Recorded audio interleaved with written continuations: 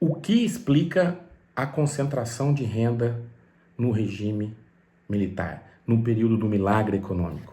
Eu sou Antônio Carlos Diegues, professor do Instituto de Economia da Unicamp, e vou tentar apresentar aqui, muito brevemente, as principais teses para se entender as diferentes interpretações sobre a concentração de renda no regime militar.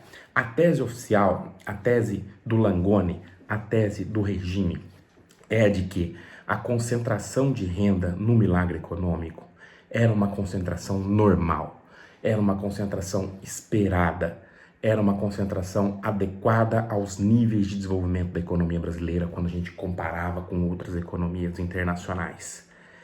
Haveria ainda uma melhora do padrão de vida de toda a população, portanto, a concentração de renda não deveria ser entendida como um problema ao crescimento econômico. É a tese do regime, é a tese oficial.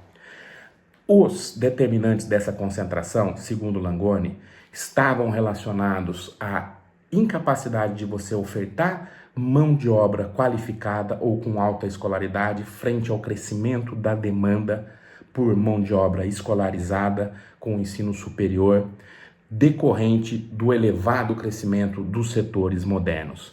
A partir de uma lógica que estabelece uma relação próxima à ideia do capital humano, de que maior escolaridade leva a maior produtividade, a maior escolaridade levaria a maiores salários. Portanto, a concentração de renda seria um resultado a posteriori do modelo e não seria um problema. As críticas a essa interpretação, a primeira delas, a interpretação da Tavares, o que ela vai falar? Olha, temos que entender a concentração de renda como resultado da construção de um modelo de crescimento perverso, de um modelo de acumulação perverso. Logo, a concentração de renda não é entendida a posteriori. Ela deve ser entendida a partir da sua gestação a priori. Ou seja, ela não é resultado do milagre, mas ela é resultado do modelo gestado para dar suporte a essa dinâmica de crescimento do milagre. Ela vai dizer, com a desaceleração cíclica nos anos 60 e com a gestação do crescimento a partir de uma estrutura produtiva herdada do plano de metas, com crescimento baseado no D2, Departamento Produtor de Bens de Consumo dos Capitalistas, ou seja, bens de consumo duráveis, eu preciso ter uma concentração de renda, um rebaixamento dos salários, principalmente do salário mínimo, e um aumento do crédito para dar volume capaz de girar, ativar o circuito gasto-renda e principalmente gerar demanda para esses setores implementados no plano de metas, levando em consideração que a implementação desses setores está associada a tecnologias poupadoras de mão de obra típicas do centro e que exigem um mercado de consumo de massa. Logo, dada a incapacidade de um país como o Brasil apresentar essas características a partir da utilização desse padrão de crescimento, eu preciso aumentar a taxa de acumulação a partir do rebaixamento da renda do trabalhador e concentrar renda nos estratos médios e médios altos e turbinar o consumo a partir do crédito.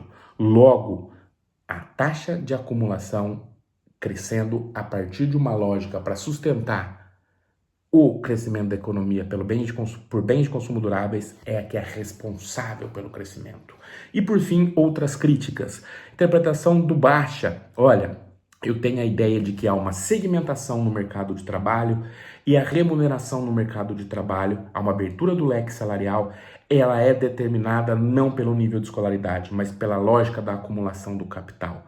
Ocupações de nível de alta gerência associadas ao domínio do capital internacional, elas teriam uma maior rentabilidade, uma maior remuneração, determinada pelo crescimento do capital.